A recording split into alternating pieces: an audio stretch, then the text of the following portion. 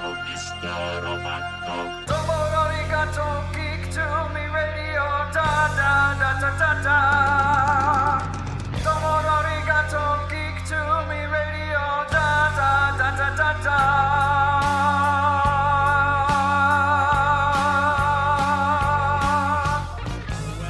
Welcome, geeks and nerds, girls and boys, to a brand new edition of Geek to Me Radio. Tonight, we have Emmy-nominated choreographer, dancer, producer, director, actor Laurieann Gibson talking about her new Hulu project, Dress My Tour. After that, we've got legendary writer Buzz Dixon to talk all about his career in animation and screenwriting. Stand by. We're talking TV, comics and movies, and video games. And if you don't know Star Trek from Star Wars, we'll try to explain. There are 12 doctors for Hogwarts houses, one ring rules them all. To be the greatest Pokemon master, you must catch them all. You must catch them all. Try to catch them all. Gotta catch them all. Gotta catch them all. And if you're driving around the greater St. Louis area tonight listening to us on the Big 550 KTRS, hello to all of you. Thank you very much for tuning in tonight. If you are streaming us online on YouTube and Facebook, hello. I already see the chats lit up. We've got My Flocks out there. Hello to you. We've got Chance from Cartersville, Georgia, listening to us in the Nostalgic Pod Blast. Hello to you as well. We appreciate all of you always tuning in. And of course, if you're hearing us after the fact in the podcast form on whatever platform it is you get your podcast, we appreciate you finding us there, subscribing and listening every week. That makes us very happy. We've got some housekeeping to take care of here in the beginning before we kick it off. I know a lot of news came out of San Diego Comic-Con this weekend. Here with some of that news for you is our own Lewis from Comic Book Nostalgia. Take it away, Lewis. Thanks, James. Well, this week is San Diego Comic-Con, and I have to say, there's too much to talk about in the little bit of time we have. So we're just going to recap as fast as humanly possible. So let's start off with what DC gave us at this year's Comic-Con. Now, first and foremost, we got a full-on trailer for Creature Commandos, and this has given us a great look into this new world James Gunn is building, as well as what the style of animation for upcoming DC projects might look like. I've seen it referred to as colorful chaos, and I think that's a great description. Now, in that same presentation, James Gunn also debuted the new logo for DC Studios, and I have to say, I love it. It definitely takes inspiration from the classic DC Comics logo that was used from the mid-70s to 2005, and it was a staple for many fans throughout their childhood. Now, also at Comic-Con, we got a bit of Superman news. We found out My Adventures with Superman Season 3 has already kicked off production, and we are set to add Superboy for Season 3. That's right, Con-El will indeed come to the show. Now, it was also revealed that Kara will be a staple in Season 3, and it looks like she has joined the troupe of characters who are having this adventure with Superman. We also got a sneak peek at Superman and Lois, and a full-on battle with Doomsday. If you haven't seen it, it's definitely worth checking out, and it's pretty clear they're planning on ending this series with a bang. Finally, DC and Amazon revealed one of the main characters for the upcoming Cape Crusader show, and that would be the Penguin. But this isn't the Penguin you know. This version of the Penguin is named Oswalda Cobblepot and will be voiced by Minnie Driver. How fans receive this, well, I don't quite know yet, but the character has dozens of iterations, and a little bit of change might not be a bad thing. Speaking of the Penguin, we also got another teaser trailer for that Matt Reeves spin-off series, as well as an update on Batman Part 2, which apparently will kick off production next year. Now, Marvel also didn't disappoint and gave us a ton of news, so we're going to move quick. First and foremost, we found out Giancarlo Esposito's character in Brave New World is nothing anybody was picking, and he's actually playing a character known as Sidewinder, who's the king of the Serpent Society. We also got a bit of Thunderbolts footage shown off, and with David Harbour joining the crowd suited up as Red Guardian, along with a bit of a teaser which apparently had some intense action scenes with the whole team, including Wyatt Russell's U.S. agent and Hannah John Kamen's Ghost. Marvel also revealed the new title for the Fantastic Four. Now, we've known Marvel's doing a new Fantastic Four movie for a while, but it turns out this movie is going to be called The Fantastic Four First Steps. And along with this, fans were also treated to a short trailer, which gave us some of this 1960s aesthetics and a first look at Galactus. Some stills have leaked, they're out there, they're worth a look. And then was Marvel's big Avengers announcement, which is the biggest one of the day. Now, we got a lot of news out of this one, so buckle up, because the Russo brothers are indeed returning to direct Avengers 5 and Avengers 6. And if you're a fan of their previous Avengers movies, especially Infinity War and Endgame, you know how important this is. We also found out Avengers 5 will be named Avengers Doomsday, seemingly dropping Kang completely from the story and bringing in the legendary Doctor Doom. Now, that would normally be the big news, but Marvel also revealed that the iconic character will be played by the one and only Robert Downey Jr., which it's assumed he'll be a multiversal variant of the character, and if you're asking me, probably from that same world Pedro Pascal's Fantastic Four hails from. Now, obviously, there's a lot more to break down for Comic-Con. Make sure you come over to our channel at Comic Book Nostalgia on YouTube. We're going to be doing videos all week trying to dive into some of these details, and we hope to see you there. Thank you very much, Lewis. Again, if you're listening right now and you thought that his voice is fantastic for one thing, but you thought the news you got was great, check out Comic Book Nostalgia. That's CB Nostalgia on Twitter and Instagram. Check him out on YouTube because he has a lot of great stuff. If you're a fan of any of the stuff he just talked about, he does that at length, does full videos. It's really a great job. So check him out, Comic Book Nostalgia. We appreciate his news blurb here at the top of our hour. I got the chance earlier in the week to speak with the very talented Laurieann Gibson about the new Hulu series Dress My Tour that dropped this past Tuesday. Here is my interview with Laurieann Gibson. Right now, we're talking with Emmy Award-nominated director, choreographer, entrepreneur. She's done it all. Laurieann Gibson, how are you? I'm fantastic. Thank you for having me. Of course, this is so exciting. I can't remember a time when we didn't have reality TV. It seems like it's more than pre-programmed TV these days, but this one's very exciting. It's debuting on Hulu. Dress My Tour follows 11 aspiring fashion designers. This is the perfect blend of music, of fashion, and pop culture. Talk a little bit about how you got attached to this project. Amazing. It is the creative mind of Dr. Holly Carter, and it's just so revolutionary and new. And I'm excited as a creative director and a visionary. I serve as a judge and a mentor. And the costume design process, as you know, is a really big part of the why. When you go to an experience or icons, you see that iconic outfit, that moment you'll never forget.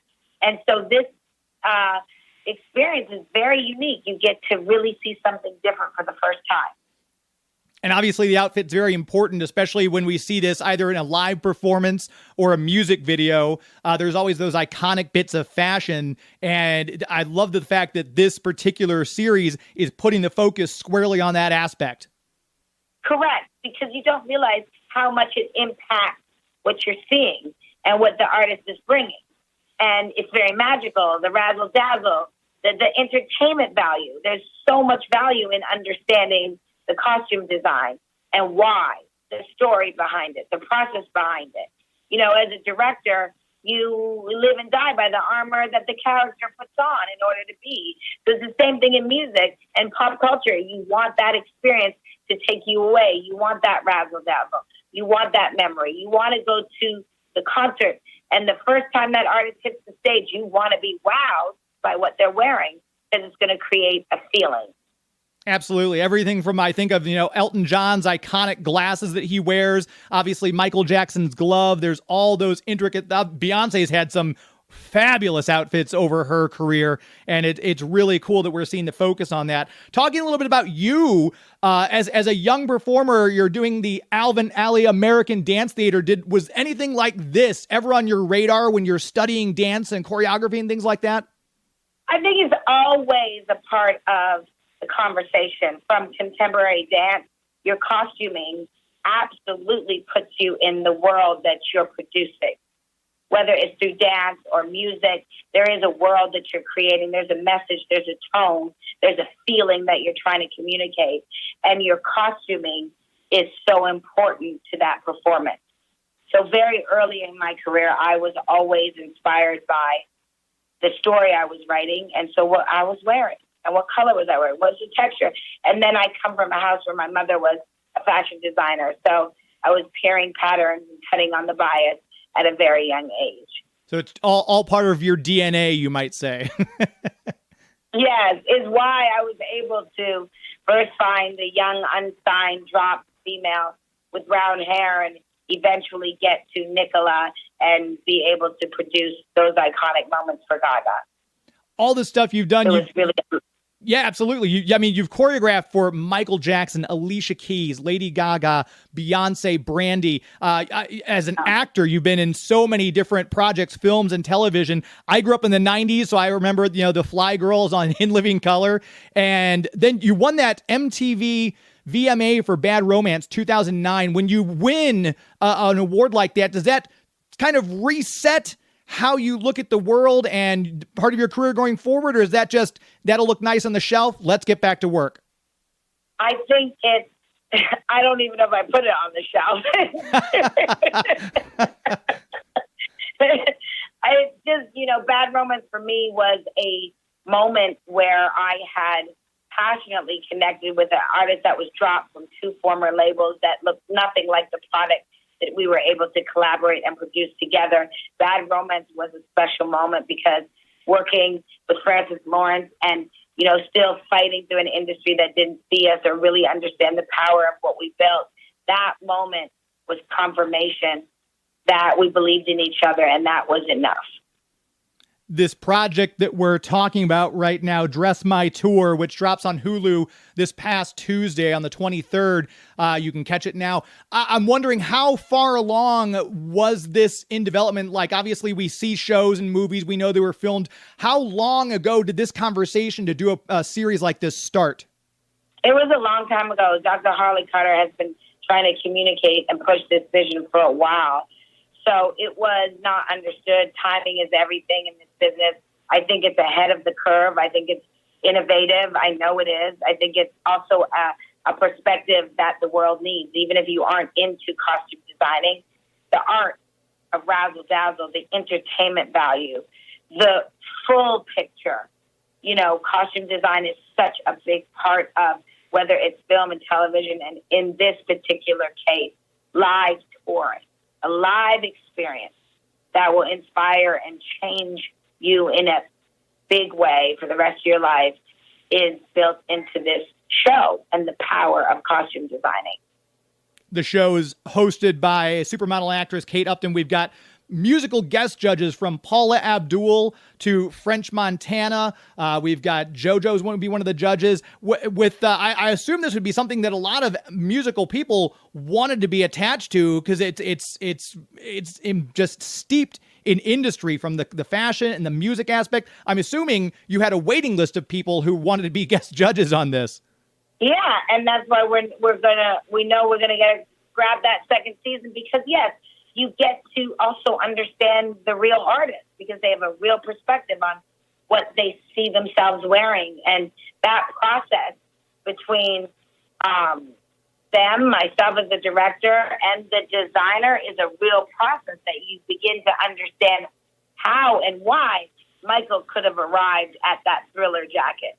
Yeah. How and why we consistently arrived at the direction for what Gaga would wear when. How we arrived, myself and Nikki, at the perspective with Rushka Bergman at what she would wear when, and why those moments were so iconic and so impactful, and why you'll never forget the feeling, when you saw Elton John, when you saw Led Zeppelin or Kiss or Bob Marley. Everything's intentional.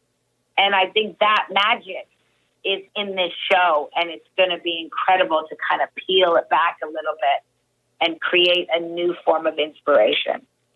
As you were growing up and you decided to go down this path, who were some of your early influences, both from music and dance? I think I was always inspired by the full picture, because I do have the ability to do a few things, and the full picture always grabbed me, like Diana Ross. Yeah. Lola Falana. The magic grabbed me very early.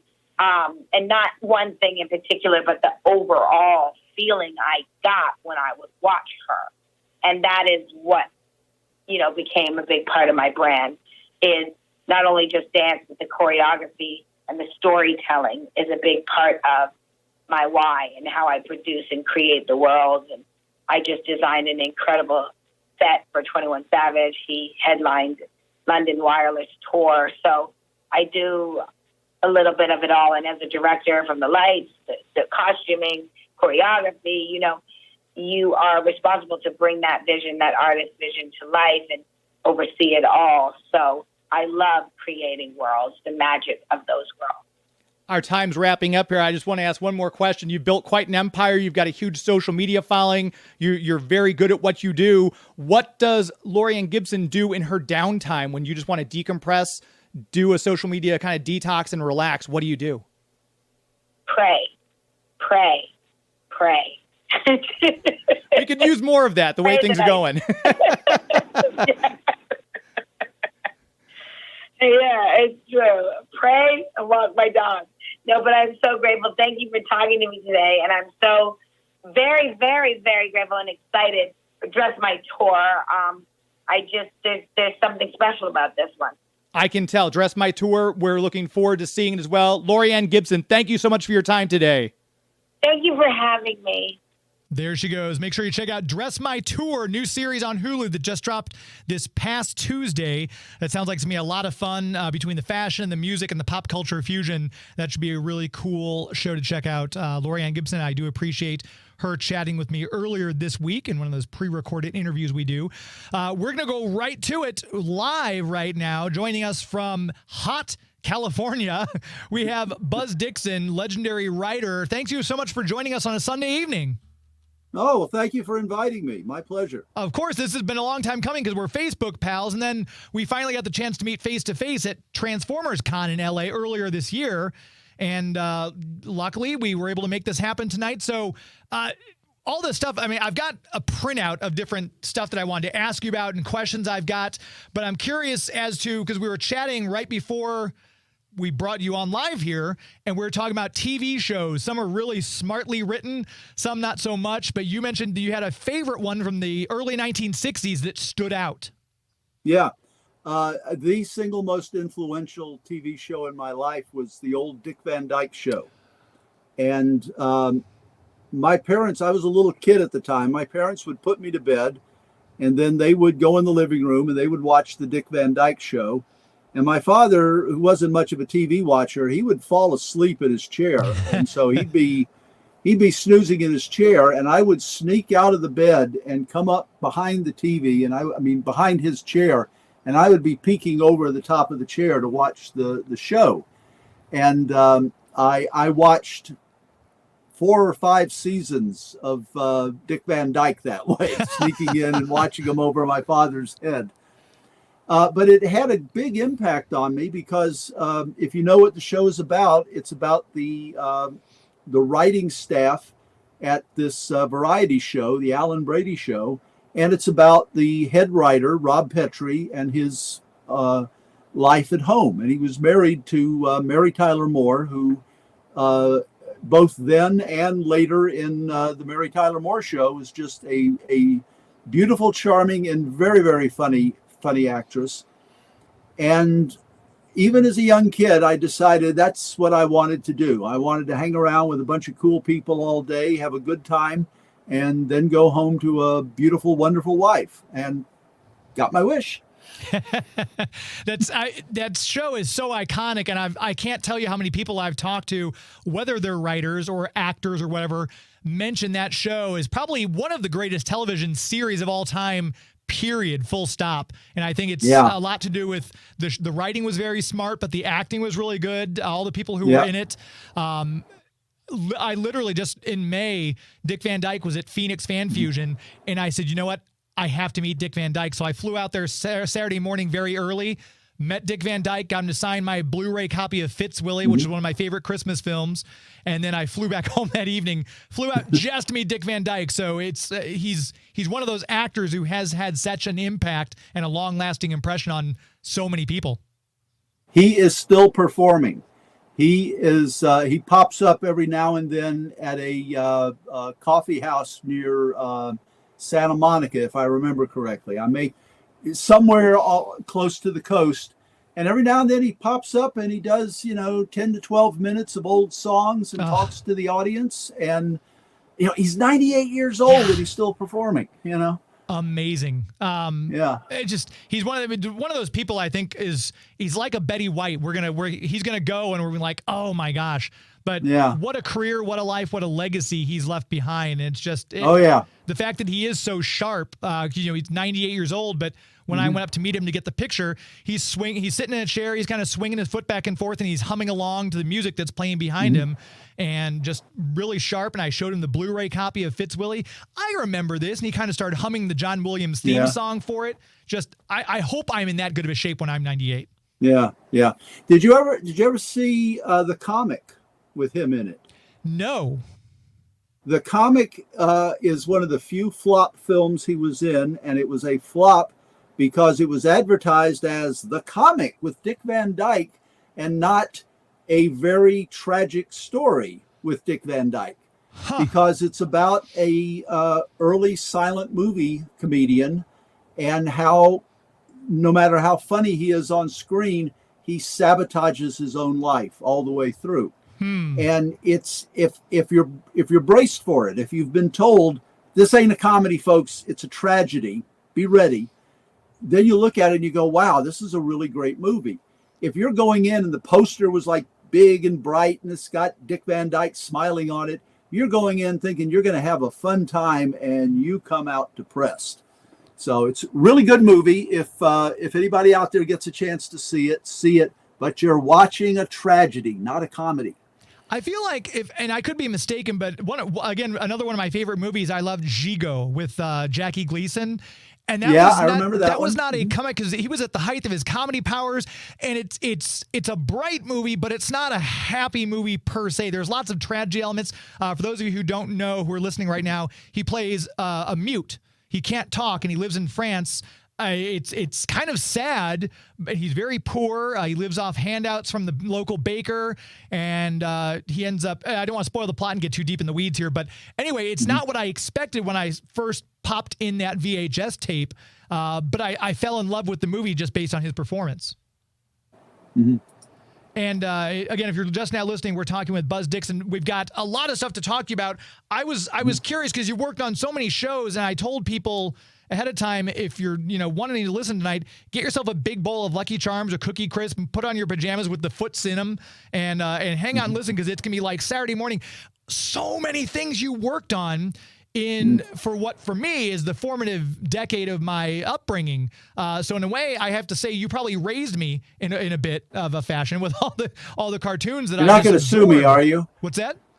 You're not going to sue me, are you? No, I'm not the litigious type, so you're safe. But no, in a good way, because I mean, so many of these cartoons I remember fondly, and there's such a vast swath of them. I almost feel, and correct me if I'm wrong, the 80s was almost like a renaissance for animation. It was, and for a couple of reasons. One was that there had been such a damper put on TV animation up to the early 80s. And there was just this urge among everybody to break free, to do something bigger and but you were fighting against the networks and the censors at the time. And then the syndication market came along. And for those of you who aren't familiar, I'll condense it down really quick so you'll understand the situation. In the early 1960s, maybe early 1970s, there was a Hot Wheels TV show. And the FCC ruled you can't have a cartoon show based on a toy. Because they consider that a 30-minute commercial. So they banned all toy-related TV shows.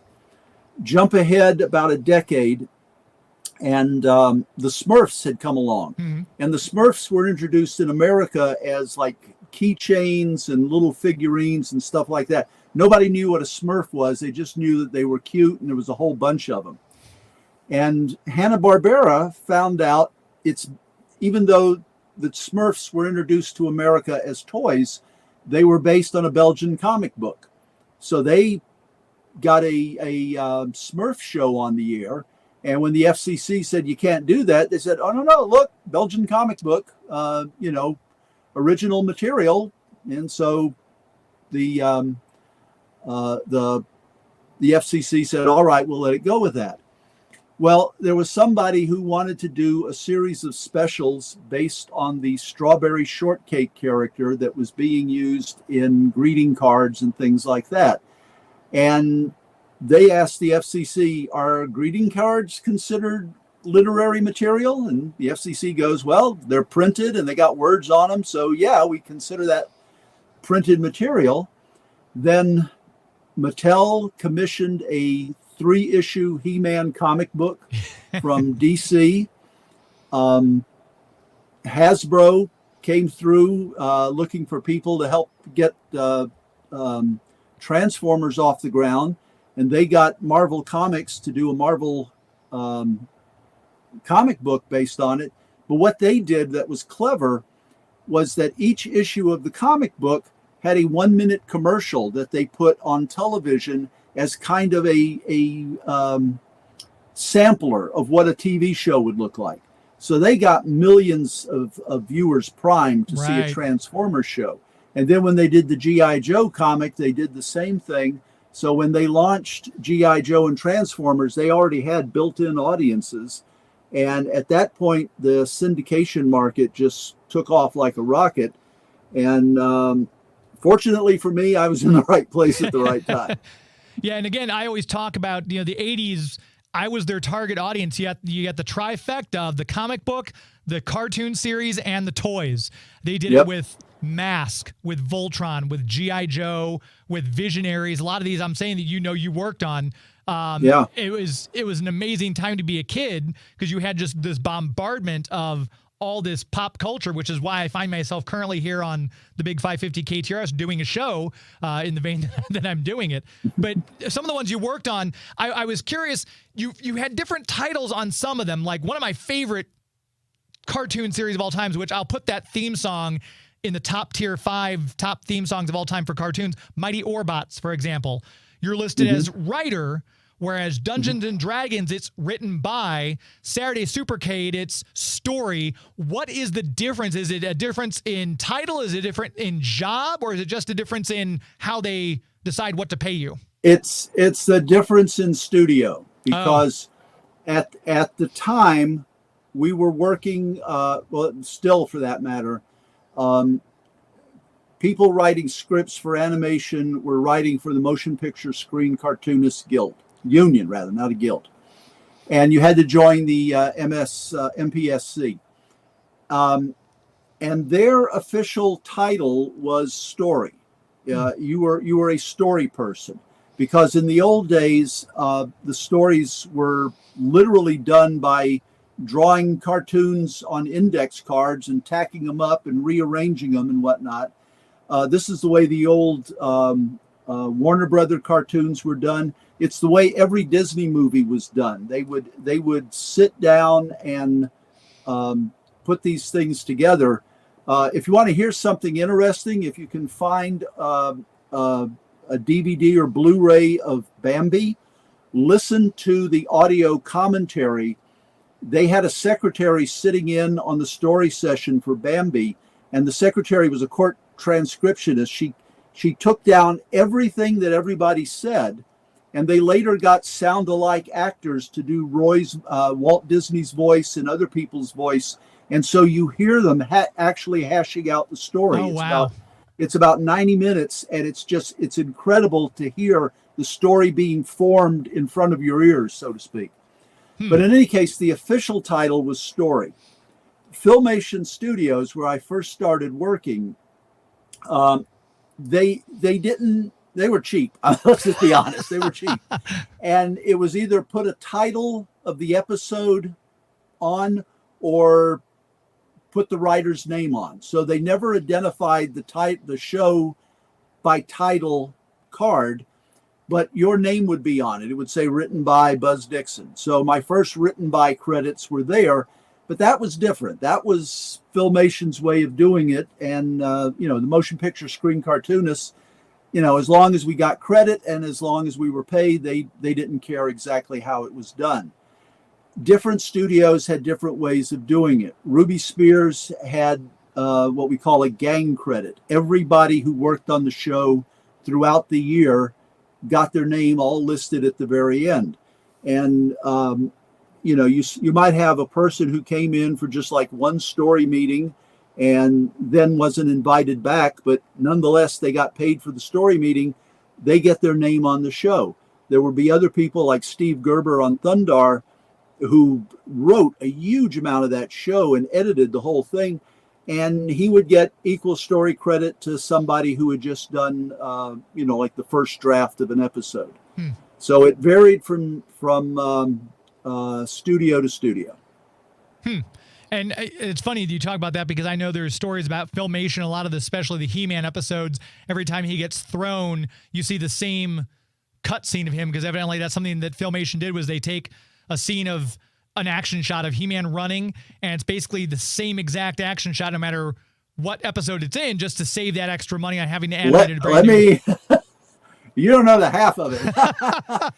You would go to work on a show at Filmation, and they would hand you this thick notebook of stock animation. And if you were doing Tarzan, they would give you this stock animation book, and they'd say, go through, and when you're writing the script, call for specific stock animation that we already have. And yes, absolutely. They relied very heavily on stock animation. Later on, I wrote one episode of Brave Star for them, and I got the complete series on DVD, and I have only watched my episode. And the reason is I know if I watch any other episode, I'm going to see how much of mine was stock footage, and I'll be disappointed. So I'm only watching mine.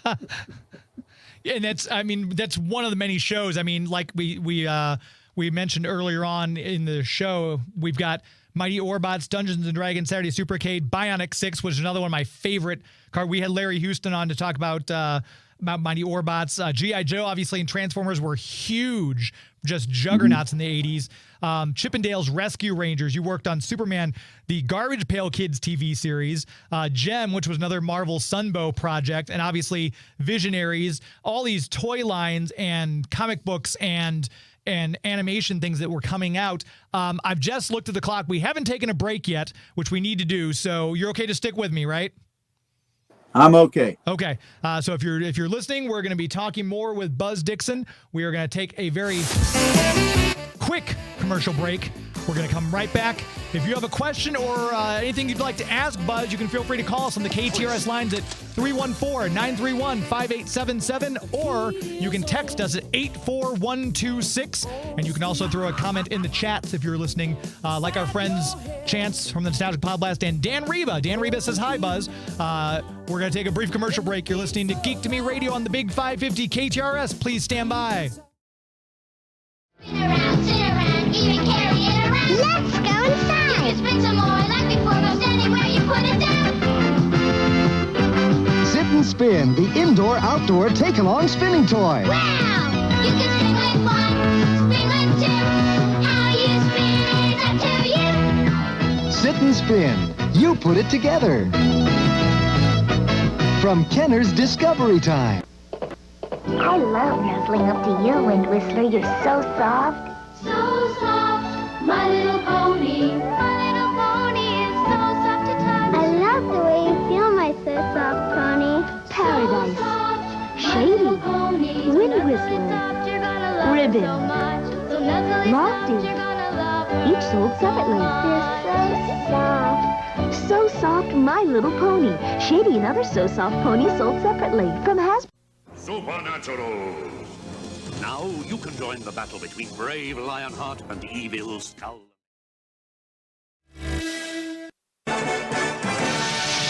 Yo, Joe! Hi, this is Mary McDonald Lewis, and I was the voice of Lady J on G.I. Joe. Hi, this is Bill Ratner. I'm the voice of Flint on G.I. Joe, and listening to Geek to Me Radio is half the battle. G.I. Joe against Cobra, the enemy, fighting to save the day.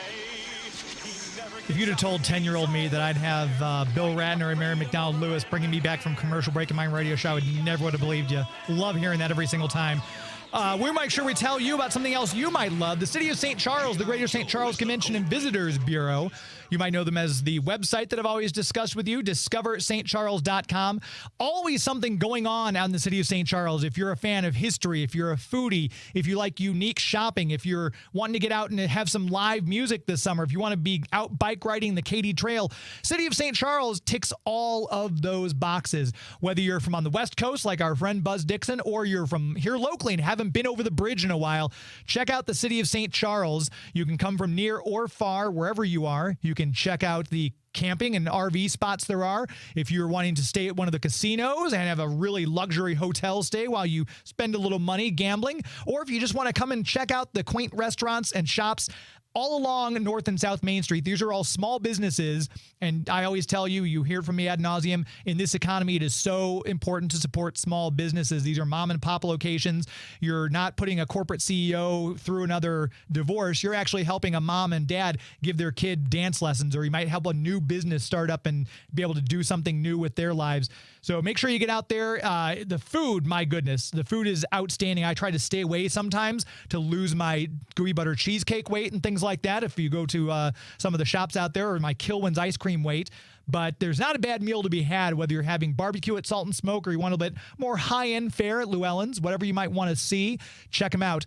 Again, start with the website, though, discoverstcharles.com. They've got their 50th anniversary of Christmas Traditions, the longest-running and largest Christmas festival in the country, happening later this year from the day after Thanksgiving. It goes through Christmas Eve, I believe, and you can check that out. Make plans to get out there. It's a great time. And of course, their Legends and Lanterns Festival, if you're a Halloween fan like me. Check them out at the website. Plan your trip there. DiscoverStCharles.com. That's DiscoverStCharles.com. As we always say, it's an historically good time. Chatting with Buzz Dixon about his career. We were talking about all the 80s stuff. When we had Bill and Mary bringing us back from commercial break there, I saw you at Transformers Con. That must have been so nice because you got to talk to Don Glutt and you got to see Frank Welker and hang out with somebody. It must have been like old home week. It must have been a great feeling. It was. Yeah.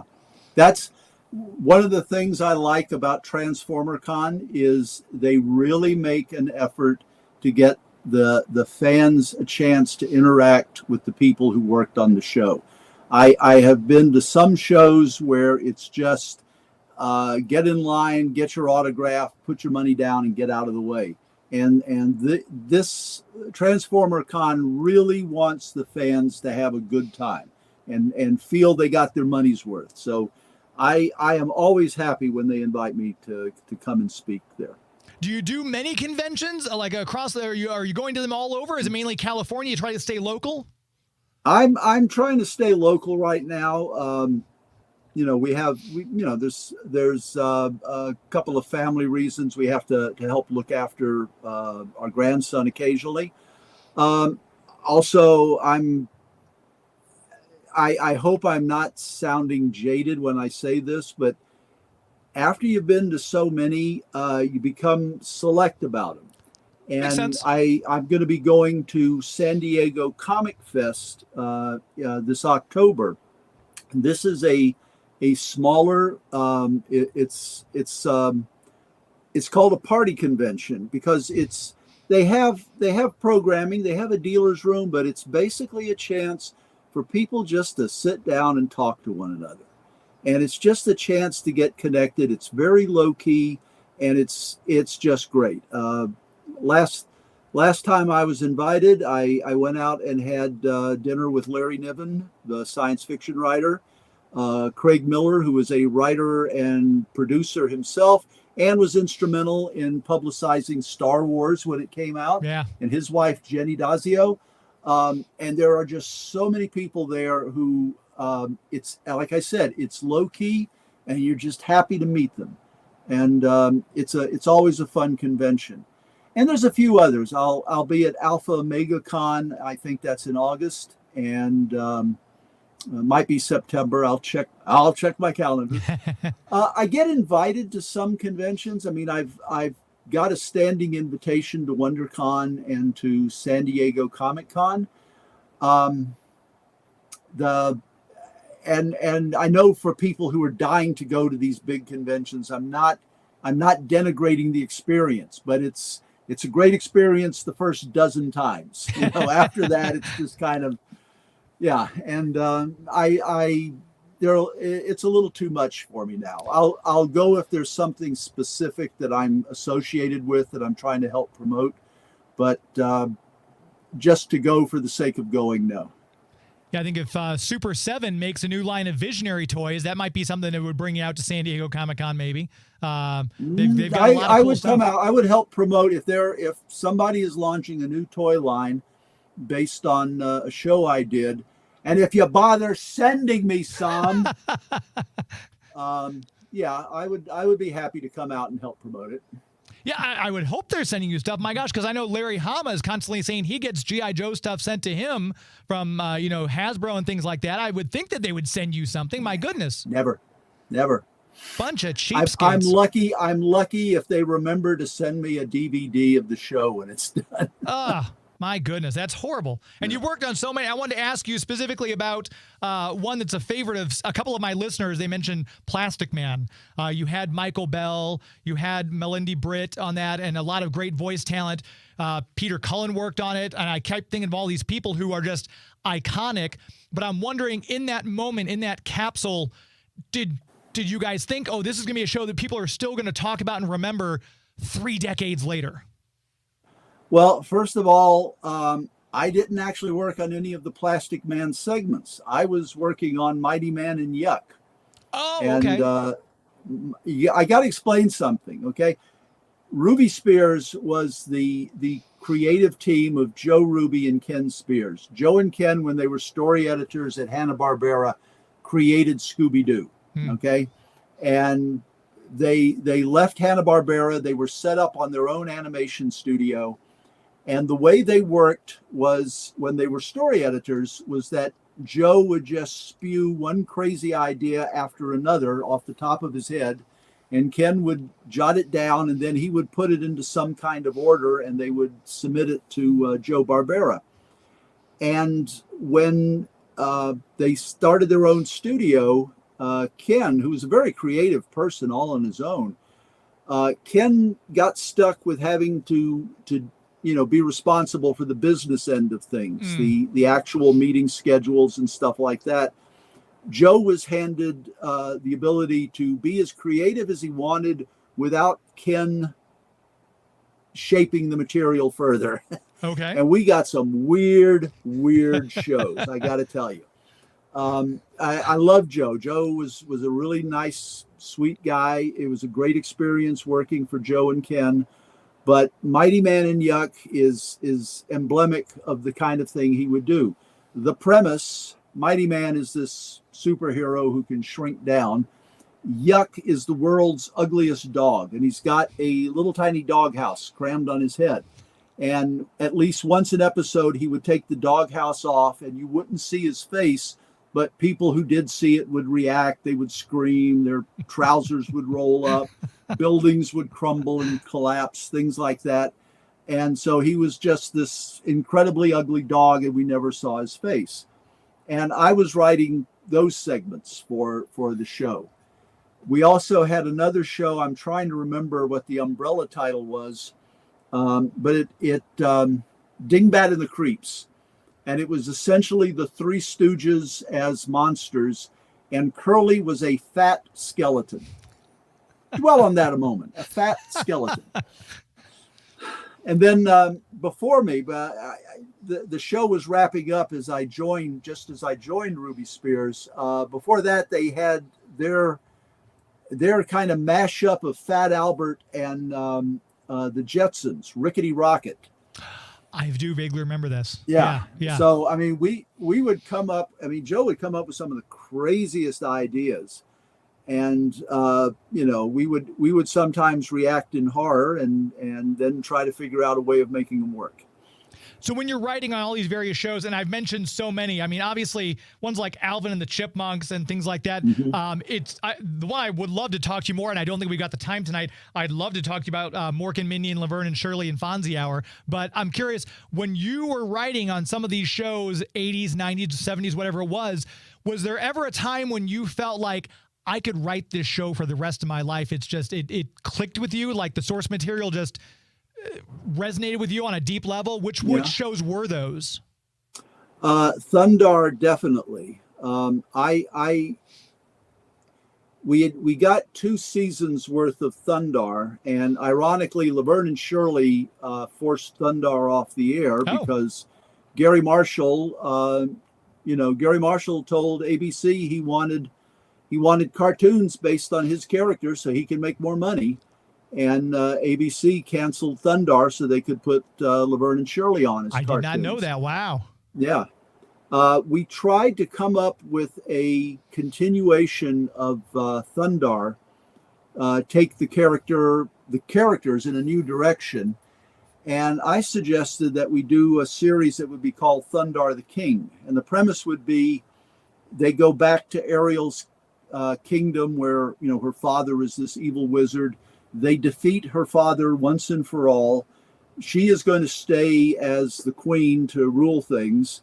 And she basically asked Thundar, stay and marry me and be my king. And Thundar and Ookla reluctantly agree. And the premise of the show would be that they would have twins, and Joe couldn't decide if the twins would be toddlers, because there would be like a tomboy barbarian girl and a kind of introspective young wizard boy. And Joe couldn't decide, would they be toddlers, would they be adolescents, or would they be teenagers? And I said, Joe, they can be all three, because what we do is we would start every episode with a scribe introducing and said, this happened in the year of, and then we could tell the story at any point in the kids' lives. Yeah. And if they had gone with that, I could have been writing that for years. That was that had legs to it. G.I. Joe, I think we could have gone on further with G.I. Joe. We were kind of sensing, though, that they thought they had gotten as much mileage out of it as they could. They had 85 episodes in the can, so they felt they didn't have to necessarily keep refreshing them. They certainly felt they didn't have to keep refreshing them at our rates, because they gave the show to Geek to do for a few seasons. Geek called me up and said, we'd like you to write some episodes. And I said, sure, here's my price. And I named my standard fee. And they said, oh, we can't pay that. And I said, well, then I'm not writing any episodes for you. Sorry. Yeah. Gosh. Yeah. And one of the ones you worked on, because one of my favorite characters I mentioned earlier, I don't know if it was off air or on air, my dad was in the Navy. So one of my favorite characters was Shipwreck. And you wrote the episode 20 Questions, which was one of my favorite episodes, where he's bringing the media around trying to prove that Cobra is real. And it was it was almost, I don't want to say meta episode, because that kind of gets overused, but it was such a cool concept. Did you pitch that as an idea, or did they kind of say, we want to do something with Shipwreck and a crew? How did that one come about? That one came about because I was pissed off at Geraldo Rivera. He had done this 2-hour special on the Satanic Panic that was going on in America at that time. For those of you who are perhaps too young, in the 1980s, there were communities across the United States who were absolutely convinced gangs of Satanists were kidnapping young children and sacrificing them, and somehow getting rid of all the evidence in such a perfect way that nobody could prove anything. And Geraldo had a special on this, and he had a woman who he claimed had been a victim of one of these satanic cults. And this poor woman, she was clearly suffering from some kind of mental issue. And, I just thought, you are exploiting this poor woman. You are tormenting her on television. And I got so angry at him, I decided, well, I've got a typewriter. I can do something about that. And so I wrote 20 Questions, where Geraldo Rivera is personified in the character of Hector Ramirez. And we did this. There was a show on, I think, ABC, a news show called 24 Hours. And so I just kind of tweaked that a bit, called it 2020. The show was called 2020. Sorry, I got it wrong. The show was called 2020, and I tweaked it a bit, called it 20 Questions, and I put Hector Ramirez in it. And then we just did pretty much a regular G.I. Joe episode, but through the lens of a reporter who was determined to expose everything was fake about G.I. Joe and Cobra. And it was one of the favorite episodes. A lot of people liked that one. I mean, it was a lot of fun to write. But the interesting spinoff from it was a short while later, I did a two-parter called The Traitor. And when it came time to do the, as seen in the last episode, recap, instead of doing it the old-fashioned way where the narrator says, in our last episode, you've got scene cuts, I thought, well, why not bring Hector back and do it as a segment of 20 questions? And he just recaps the previous episode as if it were a news program. And at that point, other people went, well, gosh, anytime we have to have an info dump, we can just use Hector because that's his job, is to tell people stuff. So Hector showed up in Transformers. He showed up in Gem. He showed up in Humanoids. If we could have figured out a way of doing it, we would have worked him into My Little Pony and Visionaries. These cutie marks aren't really done at birth. Your thoughts? And he holds the microphone up and is interviewing Applejack. You know, that could have. But yeah, that's. I had no idea that's who it was based on. But I'm old enough to just remember him taking us on a 2-hour tour, waiting to open up Al Capone's vaults for nothing. I mean, that was. Oh yeah. So I've never been a Geraldo fan based on that. I'm like, I just wasted 2 hours of my life waiting for you to open this thing that has nothing in it. But that's they knew in advance because somebody said logically, if there's a body in there, we don't want to find it. And so they got ultrasound detectors. They penetrated that vault and they saw there was nothing in it but dirt. And they went ahead with the show anyway. And they say the news media is bad in our time. Look at all the stuff they used to do in the 80s. We just have a couple minutes left, and like I said, pages of stuff I didn't get to yet, Buzz. I'm gonna, if it's all right with you, I'd love to have you back on the show at some future date because there's so many things. You're a font of knowledge here. I'll be delighted to come back. Just let me know. I appreciate it. And I'm gonna go and let you go now because I'm going to take a quick commercial break. Okay. No need to make you stick around through that. And then I've got some housekeeping to do on the other end. So if people want to get a hold of you, find out more about you, learn about Buzz Dixon, where would you send them? Social media, websites, what? You can find my blog at www.buzzdixon, all one word, BUZZDIXON.com. I am on Facebook. I'm on Instagram as Buzz Dixon Writer, and I am on Threads as Buzz Dixon Writer. And we'll hopefully, if anyone's listening and they're in the area, you can see him at Alpha and Omega Con. And was it San Diego, not Comic-Con, San Diego Comic Fest. Comic Fest.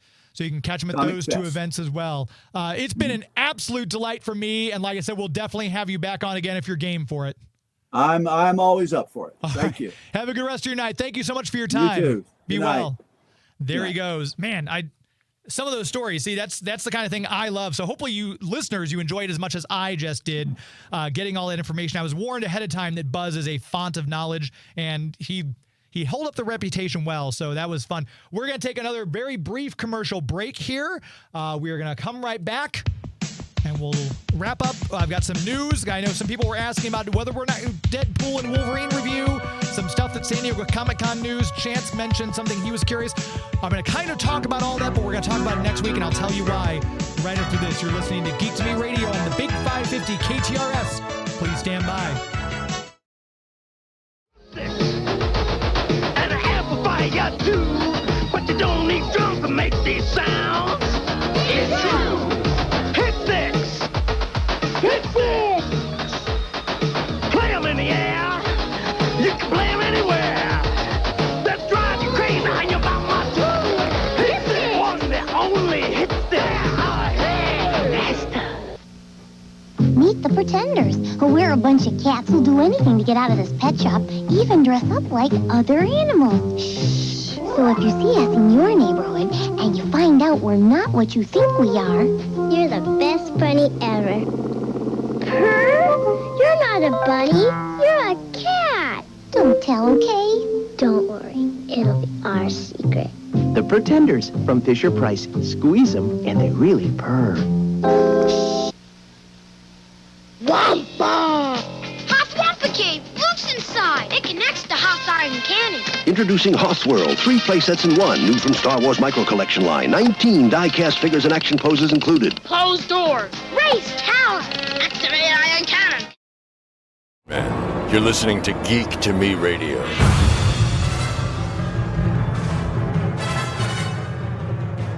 Welcome back to the show.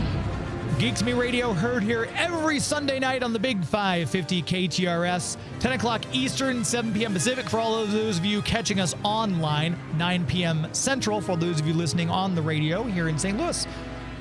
We'll make sure we tell you about our official comic book sponsor, Buzz Comics and Games. I was just out there again this week, and I'm so glad I have a pull list because I forget comics that are coming out. I'm like, oh, that was out, and I didn't miss it. Some of these sell out, and I don't have to worry about that because I give Larry my pull list ahead of time.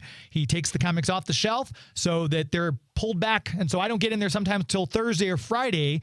With my day job, I can't always make it out on Wednesday, so he's nice enough to pull that aside. If you're listening to this and you're out there in the world, not in the greater St. Louis, St. Charles area where you can physically go to Buzz Comics, check him out on Instagram and on Facebook, facebook.com/Buzz Comics and Games, Instagram.com/Buzz Comics and Games.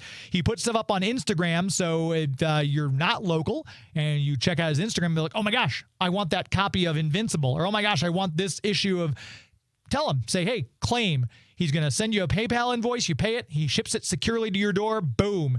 You just got a brand new comic book of your very own. If you are in the greater St. Louis, St. Charles area, though, you need to head over. He's got new issues, back issues, toys, games, bag boards, Pokemon cards, all sorts of stuff. Funko Pops, whatever it might be you're interested in, he's got it. And if he doesn't have it, ask him because he's usually bringing new stock in all the time.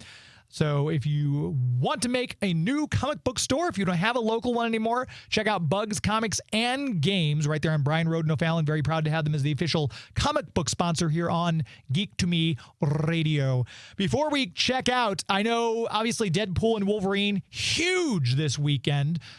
Just record-breaking numbers. I kind of expected that. And obviously all the news coming out from San Diego Comic-Con. Chance was asking about my thoughts on Robert Downey Jr. as Dr. Doom, which was announced. I'm not really sure I like that choice. I've got several reasons why. And of course, I want to give a review of Deadpool and Wolverine. Joey went and saw Deadpool Wolverine. He's going to talk about it, but we're going to do that next week. We're going to give it a week to simmer. That way we can do spoilers. So be here. Next Sunday, we're going to have Jim Oosley on the show from Red 5 Comics talking about his experience at San Diego Comic-Con. Janelle Bramer will join us with her movie review as well of Deadpool Wolverine. Joey V will have his thoughts. I'll have mine. We'll break down the San Diego Comic-Con news. Max on Movies might even call in to give his idea of what he thinks about all this. And of course, as always, we'd love to hear from you, so make sure you fill up the chats when we do go live next Sunday at 9 o'clock with your thoughts, because we would love to hear those as well, whether or not you like these announcements coming out of San Diego Comic-Con, if you like the new /old DC logo that James Gunn unveiled, all that stuff. We're going to dig into that, plus Deadpool versus Wolverine next Sunday on the show, so make sure you check us out. That is going to do it. That's another show in the books. My thanks to Laurieann Gibson. Make sure you check out Dress My Tour on Hulu. Thank you to Buzz Dixon for his time tonight, talking all about his career in writing. Great stories there. Thank you to Joey V for making the show sound and look as good as it does. It's not in the way you want to sound me. It's not in the way you want all of you who listened tonight, thank you for tuning in and checking us out. We'll be back next week with more Geek to Me Radio. So until then, my friends, it's not in the way you play Mario Kart. It's not in the way you look when you make Game of Thrones references. That's our show. This is Geek to Me Radio.